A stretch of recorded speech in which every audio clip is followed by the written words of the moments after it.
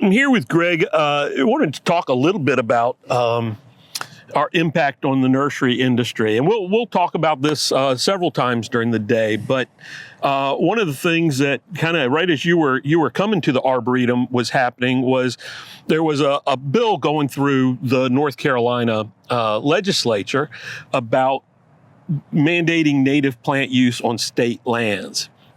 And we did a lot of work with the main sponsor of that bill, Senator Rabin, talking to him and doing what we do.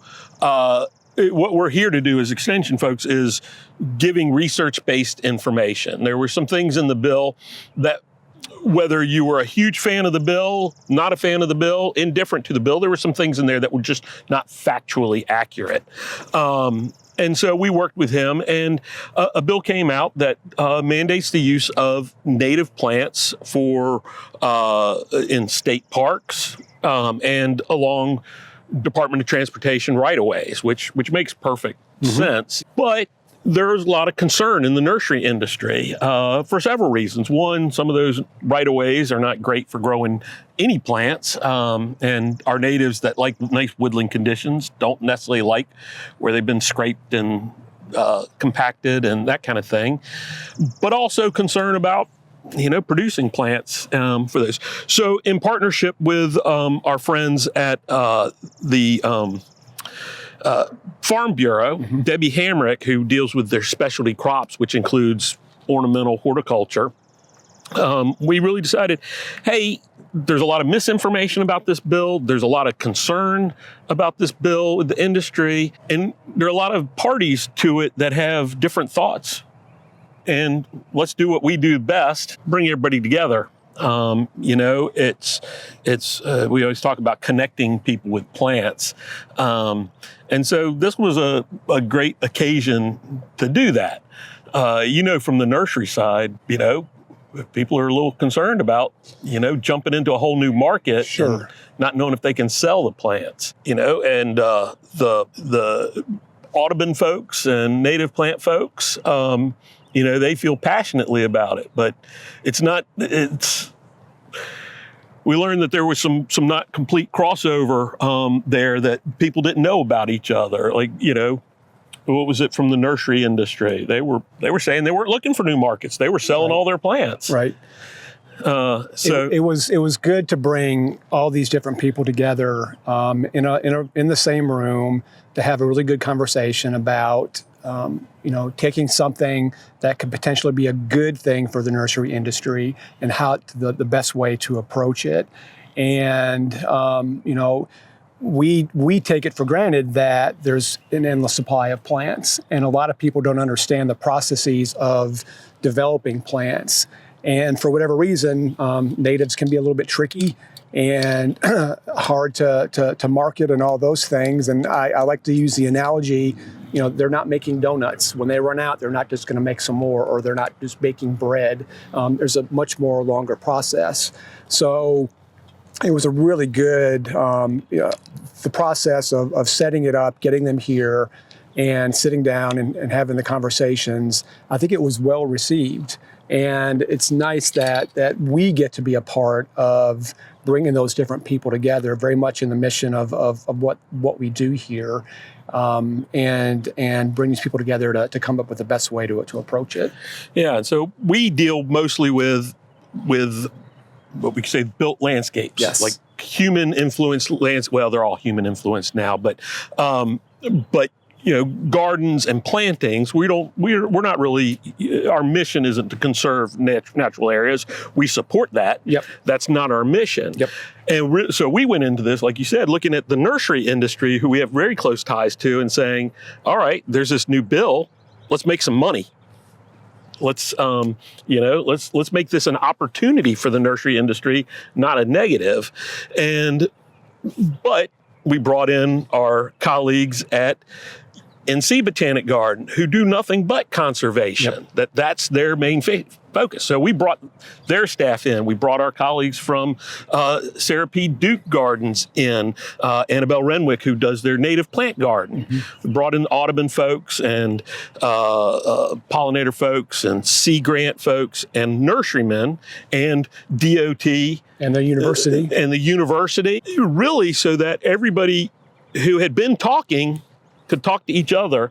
And I think at the end of the day, it was really useful because everybody saw where other people were coming from. You know, the native plant folks were saying, all right, DOT can just plant native plants.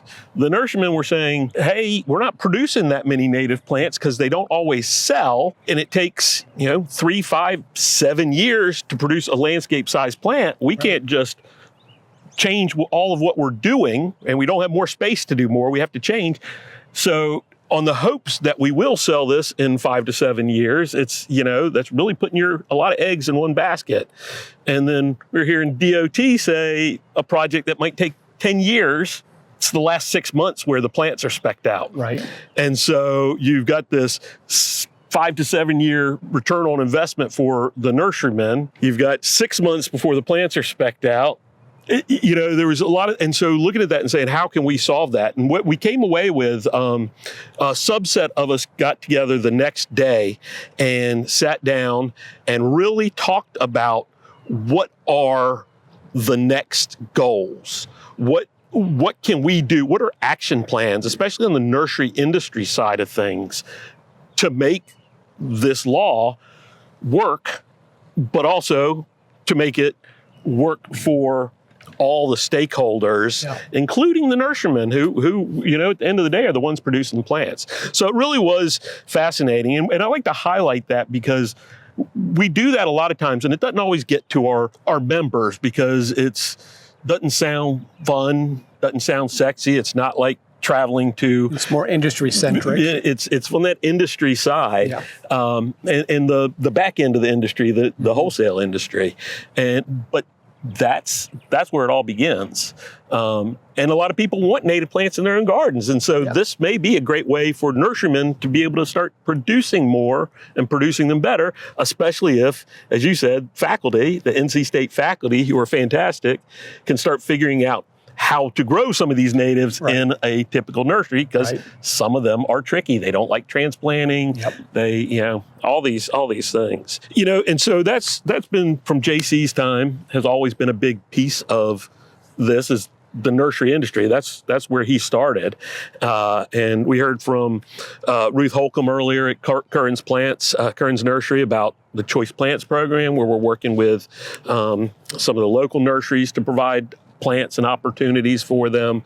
The teaching, former interns who are leaders in the industry.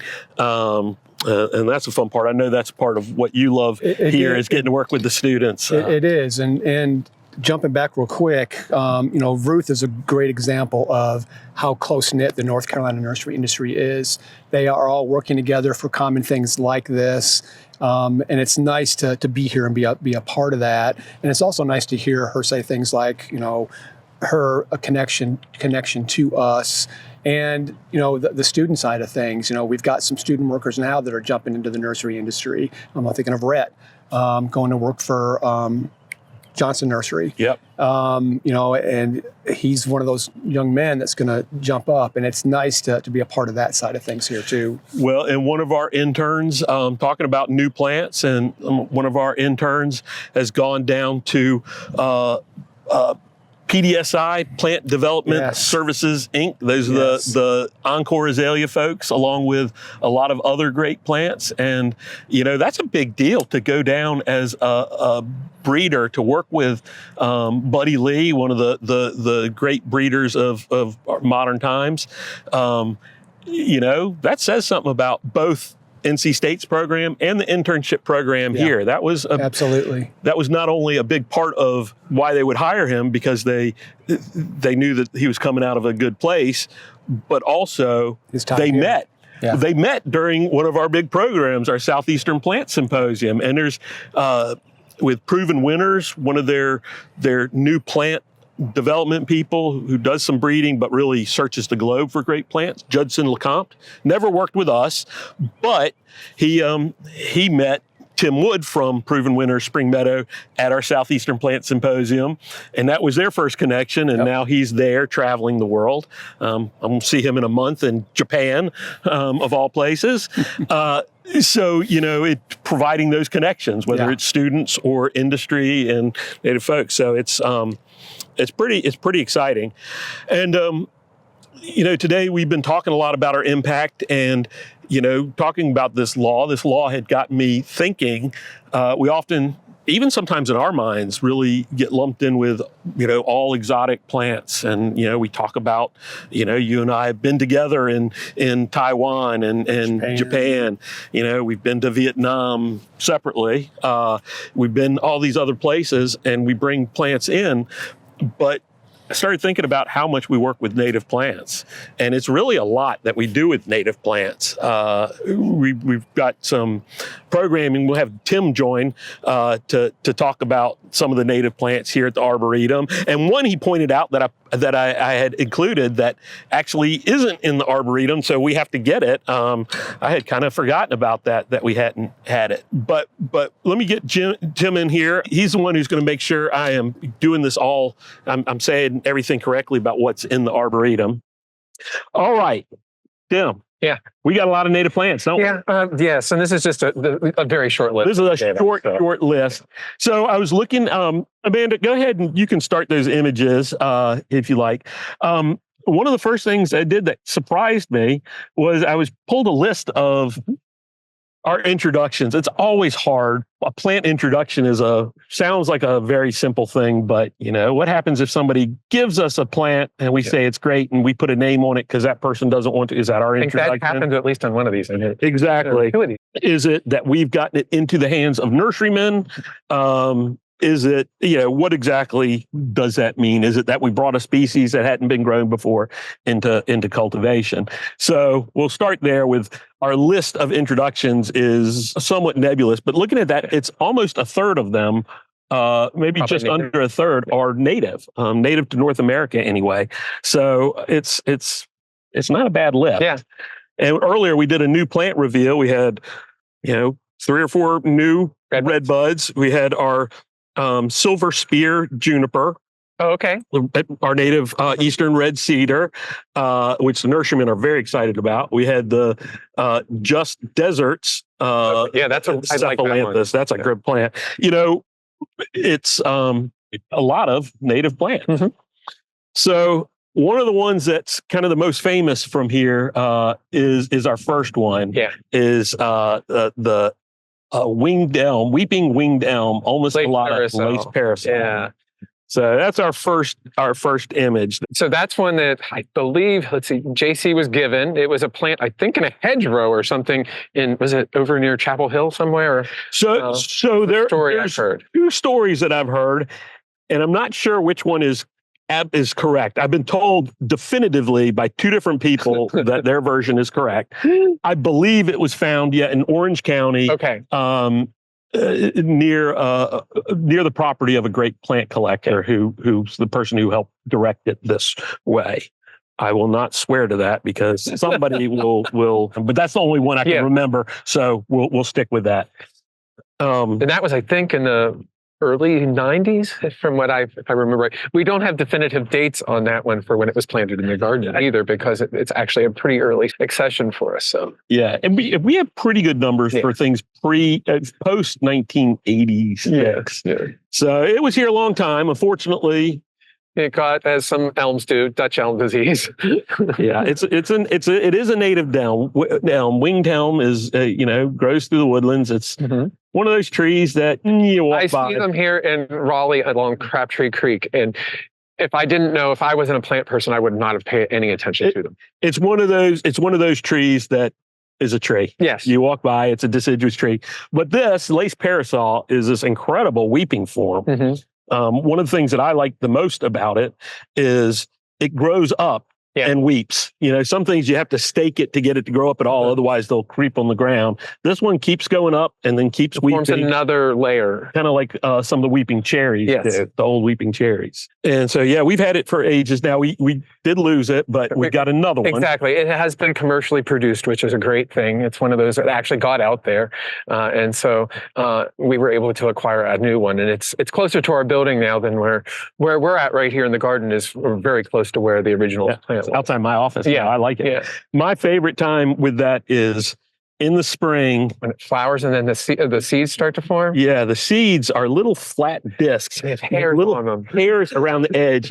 And if you look at it with the sun behind it, it is like all these little gold little ornaments are hanging all over it. Gold, silver ornaments. It's really beautiful, or in the rain or frost. Yes. But I mean, even that, I mean, when it's not in flower through the winter months is actually one of the best times to look at it because you see the whole structure of the plant. And you can see it. In the summer, it can be a little bit of a haystack, but when it's a really full plant, like it should be. But come winter, that's when it stands out. I agree. I agree. The next one on the short list I did is another that we were called out to come get, and it's another weeping native. Fagus grandifolia white lightning, our native. It's hard finding any cultivars of our native beech. I was actually at a conference a symposium many years back, and speaking before lunch. I was after lunch. Before lunch was Dr. Michael Durr. Yep. And he was giving a talk on praise of noble trees, and his favorite tree that he says in this talk is our native American beech. And he laments the fact that there are basically no cultivars of it, no different forms of it.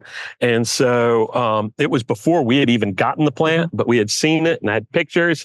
And during lunch, I wolfed down some lunch and then I scurried over to the side and put in a picture of it in my talk. And so I was like, yes, and this is our weeping American beech here. And so it was kind of fun to do that. But it was in somebody's yard who was they were in the woodlands. They had a llama farm on this property. A former Duke women's basketball player, and their neighbor had seen it and brought it to our attention. So we all went out to look at it. I wish I brought Tim with me. Yeah, I did not, never saw because they said when they saw how excited I get, they said, "Well, dig it up and take it because I'm gonna run over it in my 4-wheeler out here because he hunted out there." And so I, dug it and brought it back and put it in a pot, and Tim kept it alive. Yeah, we kept it alive, and within days of that, we had a symposia. I remember, and Dan Hinckley was here from formerly of Heronswood and Wincliffe out in Washington, and a good friend of the Arboretum. And he incorporated a little video into his talk that day, as if he was trying to steal it. Yeah, it was pretty funny. So. We planted it out. We didn't have a name. It leafed out, and it's this nice, almost like a little Japanese maple. And then it dropped all its leaves in the winter, and it has these white zigzag stems in the winter. And that's when it got the name White Lightning, because we found it out in Caswell County as well. So, White Lightning of that, yeah, fits well. But yeah, it's been a great plant, and it took us years to figure out how to get it grafted. Yeah, there still aren't very many of those. There are not, but we know now how to do it. It's a kind of an unusual technique called hot callousing, where you have to have kind of a special system to really make it work. But people still like it. We still send wood off, and now that we can tell people how to do it, more people are successful. Some people have been successful without doing that, but I think that's really the way to go. We're sticking with that. The weeping. The weeping like, thing. Yeah. The next couple are weepers, or 3. It looks like. Yeah. So.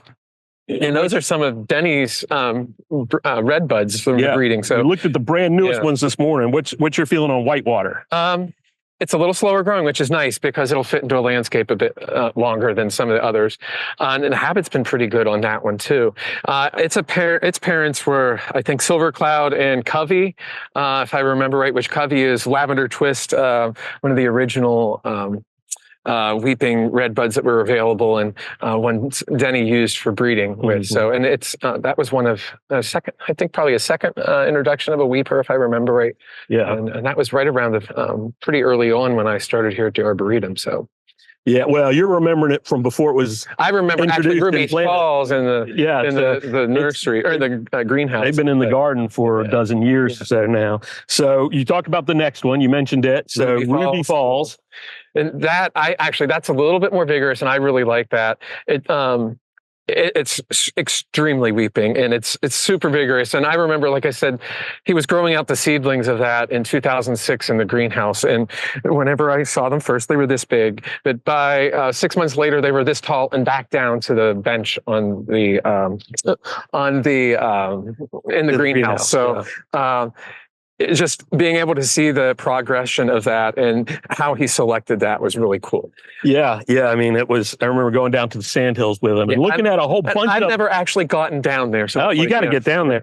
But looking at all of them and going, how do you pick the one? Yes. And they figured it out, and it's a great plant. It does. I think it takes some pruning. It does really take pruning. Yeah. Because it can get a little bit. We have 2 currently in the garden. We've had a third. We misplaced it. That is, we put it in the wrong spot. It needed to be a little further from the sidewalk. Yeah. So sticking with these red buds, we like our red buds and their full bloom around us is another weeper Golden Fall. That's, I think, of the standard weepers that Denny has done. That is the most recent, and it is spectacular with the chartreuse foliage throughout the whole season. Once it gets going, and again, it's a lot like Ruby Falls and how vigorous it is. Mm-hmm. The Whitewater's a little, because of the variegation, is just a little bit more restraint in its growth, and a little bit smaller leaf to me. But both Golden Falls and Ruby Falls are super vigorous. And one thing with Ruby Falls I've noticed is when you plant it, you don't get that really good, intense purple spring color. For the first year or two it's in the ground. It really will pop up and really get going once you do that. So the next one's not ours. Yeah, it's not. And this is the one that Mark didn't realize we didn't have in the garden, and it's one of Tom Raney's. And its real name is, let's see, what is it? It's NCC1. So, but it goes by Carolina Sweetheart, and it's a variegated upright Redbud. It's a cross between forest pansy, which is the purple leaf, and silver cloud, and it's an F2 of that. So it's the second generation, and he selected that from, and it can get you a variegated leaf from the silver cloud and the burgundy background coloration with forest pansy. So it's a real nice plant. And you usually think of, when you talk about variegated plants, the white on the green, but this is white and pink and greens on that purple. Yes. And so it really just changes color through the season. It's a lot for some people. Mm-hmm. But surprisingly, as it gets bigger, I find it gets even like the colors all meld together better. I think as I've seen older plants from Tom Raney, that I just like it better and better. Of course, I'm tacky, so I like all kinds of tacky. It gives you something different and to break up your canopy or just your whole landscape of greens. And it's just there, and it is upright. The weepers, they're kind of a little more strained in their girth too. Wow, this is going to take up the normal redbud size. Although not quite as bad as forest pansy, which can really go wide. Broad. So, all right, the next one is one that we're super proud of as an introduction. It's another redbud, Flamethrower, or as it's known in Europe, Eternal Flame. Yeah, I like that name. Like how I say, says something about respective culture in our different places. But this is, describe what it looks like. So a Flamethrower is, let's see, is it Hearts of Gold, crossed with a forest pansy type, more or less. And so it comes out with both with a burgundy color, but then it fades to yellow as the leaves age.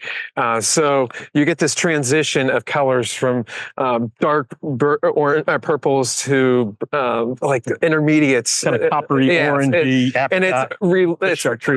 it was actually, I believe, a cross between Ruby Falls and Hearts of Gold, if I remember correctly. And so it's semi-weepy. And so it is like that flamethrower, you know, you see in the old military movies, and the flame is going out of the thrower, and it kind of goes down. Yeah. But it doesn't go strictly down. It goes out and down. So it's a little more relaxed. Yeah. And it won. The reason we're so fond of it, and we call out the European name for it, is because it won it was the 2021 Royal Horticulture Society's Chelsea Flower Show Plant of the Year, which is a pretty big deal. Really is. So excited about that. And another one that I don't think has gotten as much attention, but that I really like is the last Redbud we'll talk about, pink pom-poms, native pink pom-poms. So that one is a seedling from Flame, which is an old, basically sterile, double-flowered redbud from, I think it was found in the first part of the 20th century, somewhere in the wild, if I remember right the story, like in the teens, something. But I mean, so it almost never makes seed pods. And Denny was able to acquire some seed that had occurred, and he was able to select this one, which is a slightly different shade of pink. And I don't think pom-pom makes seeds either. It doesn't. Which is great in the landscape because, I mean, here in the garden, we have just a couple redbuds, and we do get a couple seedlings here and there. And it is a vigorous plant, but it didn't seem to be as wide as Flame. Flame gets really wide, and Flame's always been one of my favorite. Those double flowers look like little rosebuds. And it's a little bit later. They're both a little bit later than their typical main season Cercis canadensis. They're about a week and a half, 2 weeks later. So it extends that season out a bit longer. And the flowers stay a little bit longer because they're all those reproductive parts are turned into petals and petaloids to get that doubling. So normally if you get something pollinated, it's kind of a signal, I can let that flower senesce and it breaks down. You don't have that on on this. Yeah. So, and I don't have a picture of, there is white pom-pom as well. So I don't have that one in the garden yet that I can think of. I need to get that one. So the next one, going away from redbuds, is kind of a unusual plant. This came to us just as a seedling of the Mexican sugar maple. Now it occurs up into a little bit into Texas, it did. I don't know. What I was reading, it's only like in 5 locations in Mexico and Guatemala. Well, is there another population? There was another population, according to. It might have been wiped out. Probably is where Houston was or Dallas was. We include it's North American. Yes, whatever. And the Mexican sugar maple is smaller habit, very heat tolerant than our northeastern ones. Old trees I've seen are get big. They get the one 60 feet tall. The one in the Xeric garden, I've been amazed because I planted it when it was about 1.5 feet, 2 feet tall, and it's now about, I'm going to say 45, 50 feet tall. Is it really that tall? The trunk is like that on it now. And that's only like how these little guys I know. Yes, exactly.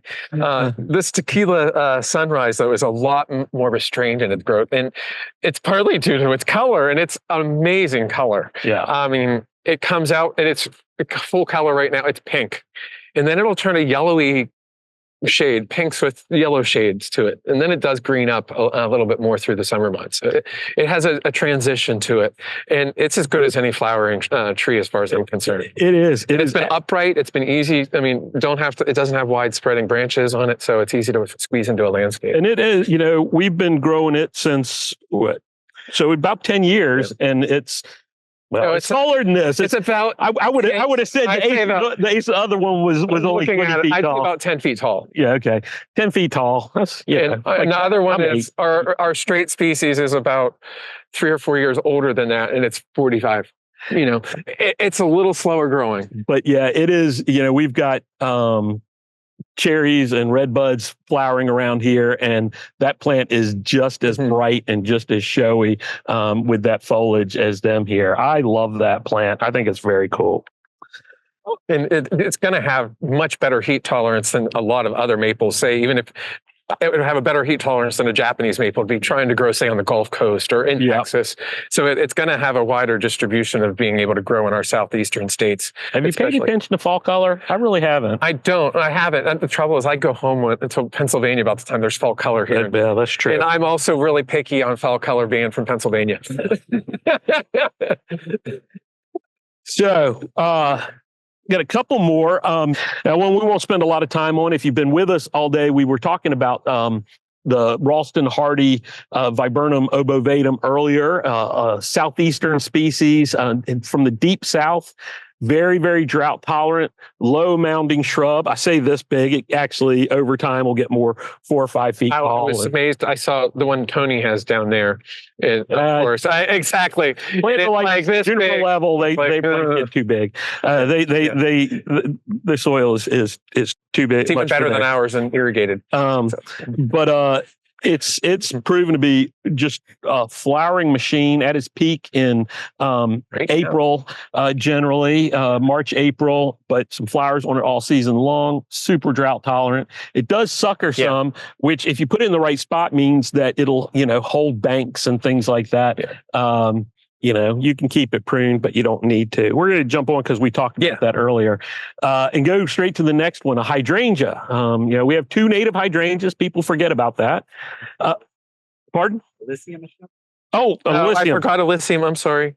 Oh, we have an Elysium. Which one? That's Orion. Yeah. Okay. So two Elysiums from NC State breeding. Tom Ranney, who's one of the great plant breeders of our time. Elysium has really been touted as a great plant because it's evergreen. It's pretty in flower, especially on forms where the flowers really show. And it is highly deer resistant. I'm learning not to say deer proof because I've been having a little bit of trouble with some Elysiums in my garden. But these Elysium can get quite large, both our native Floridanum and the Mexicanum and the Japanese anisatum. There are several species, many of which we don't grow, but they get big for a lot of people's landscapes, and you can prune them back, but people don't want that necessarily. So he developed both a red and a white flowered form, Scorpio and Orion, respectively, that are more compact. More compact. He had some 10-year-old plants that were about 4 feet by 4 feet out in sun.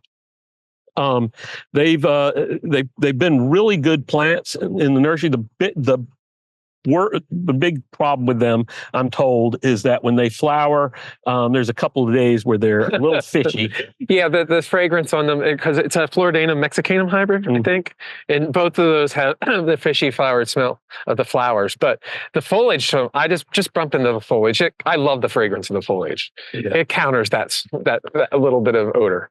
So, and it's there all year. It's there all year. Now I think we have a hydrangea. So we have 2 native hydrangeas. One of them, the hydrangea arborescens, Tom Ranney, again, has done a lot of breeding on the Invincible Spirit and Incredible. And some of the, no, he didn't do Incredible. He did some. No, not Incredible, but Invincible Spirit. Yes. Incredible predated. That's more the replacement for Annabelle. But we got the other species, Oakleaf hydrangea, which I love. Beautiful winter bark, kind of a real interesting habit. Big, gorgeous leaves, gorgeous big blooms, and then fantastic fall color. Yep. You'll even agree with the good fall color? I'm actually, a little later on, they'll be hearing about that from me. Oh, okay. So, we grow different ones, and a friend of the Arboretum, great plantsman, extension agent in Alabama, Hayes Jackson, sent us some plants that he goes out every year when they're in flower and goes and collects some and looks for just unusual flowered forms. And he collected one on a place called Turkey Heaven Mountain. It's Alabama, so it's probably a hill, but Turkey Heaven Mountain. That's a great double flowered form. dense. It's very dense. Dense. It's kind of like that Incredible and arborescence types, but it's so dense and they can't hold their heads up. So You can throw it around like a football. yeah. And there's another one out there similar, Harmony. Yeah, that's what I was going to say. This is before the nurserymen started cutting on it all the time to get propagules. It was holding the heads up better than Harmony did. They're just so heavy. But what has been interesting is a lot of nurserymen don't grow Oakleaf hydrangeas because in a typical nursery, you're using overhead irrigation and you get all kinds of leaf spot on Oakleaf hydrangea under that overhead irrigation. That happens. And it doesn't hurt the plant. It's not a problem. Once you put it in the landscape, it goes away, but it means nurserymen can't sell those plants in the fall. They can sell them in the spring, but not in the fall. And so that's half of their sales time that they're not there. And what they found in the nursery, side by side with other Oakleaf hydrangeas, this turkey heaven it stays much, much cleaner. It doesn't have that problem. They can actually have saleable plants in fall. And it's something that I've never think about that if you're not producing them is this problem, which isn't a problem. You would look at a plant with... We have ours under... that's one of the few places I have irrigation in the garden is in the lath house, and it gets irrigated, and I've never seen bad leaves. But you'd go to a nursery and you'd look at in the fall and see a plant with spots all over the leaves, and you would know that that's just... it's aging. It's normal. But other people look at that and say, that plant's diseased or doesn't like so. We think that's a good addition, and we're working it into people's inventories. Yep. Slowly. Turkey heaven's not the best name to sell it. So no, and nor are quercifolias are a little slower to grow because you only have X number of shoots to work with. Right. The other ones, you hack them. That is, you cut them back and take cuttings, and then there's another big flush. So quercifolias are a lot slower. And so that's the other thing is takes time to build up numbers, unlike some of the other ones. So look for it in the future, though. Yes. The next one, not one of our plant, came from our friends up in New Jersey, Pleasant Run Nursery. Yeah, that sounds about right. Yeah. The Hess lines, Rich and Heidi Hess line. This is Calycanthus floridas, our native sweet shrub, a plant that we have a long history with from Hartledge wine across with the Asian ones. And there is a form, a naturally occurring form in the wild called variety purpureus, form purpureus, very subtle, which supposedly has purple to the backs of the leaves a little bit, and not much. If you tell me it's purpureus, I'll say, okay, I won't argue with you, but it's not very showy. But this released Burgundy spice is really intense, especially in the spring, new purple. And it's glossy, and the veins are oppressed in it. So it just gives it more dimension. I don't care if it flowers. The flowers don't even stand out from it. The flowers really fade into it. You can smell them. They smell great, but I'm told I can't smell anything, but the flowers don't show up like they do against the green leaves, but who needs the flowers? Yeah. And it will fade sometime. When you have 4 months of burgundy foliage and 3 to 6 weeks of a few burgundy flowers coming up in there. It's a little bit, it's twice as long at least. So in our last plant, on this list, I think, who knows? I may have added more at some point. It's like, I think you must have added those Elysium. I didn't remember that. Is our native beautyberry, Calicarpa americana, and it's one called Welch's Pink. Yeah. And this comes from a pretty far west population in Texas that is naturally occurring pink fruited population. It's found by Bill Welch. That's why Welch's Pink. And I believe we probably got this same place we got our Acer Scuccii or Tequila Sunrise. I didn't even look, to tell you the truth. From Dave Creech in Texas, but it's been in the garden since 2002. Yeah, it's been there. It's been there a long time. So and it predates me. I mean, what do you got to say about it? I like it over. I do love the purple of just the straight species, but the pink is a nice. It's a different color. It's easy. I cut ours back every year, and I keep it contained, partly because it's right next to the sidewalk. But and so I've only ever had it get 5 feet, maybe 6 feet tall. Well, the species I know, they get 8, 10, 12 feet tall probably if you let them. But it's just a really nice contrast to that. And it's in the fall. And the birds do appreciate it, just like they do seem to do all the polycarpus, at least of the American ones. Yeah, it's and so this is down in Georgia, they call it a ditchweed. And you would think there are white forms and there are purple forms, and you would think this pink is a cross between those two, but it's not. It's a naturally occurring genetic variant, different, and it comes up. All the seedlings come up pink. Now you can get a little bit of difference in shade, not a whole lot, but that makes it pretty amazing.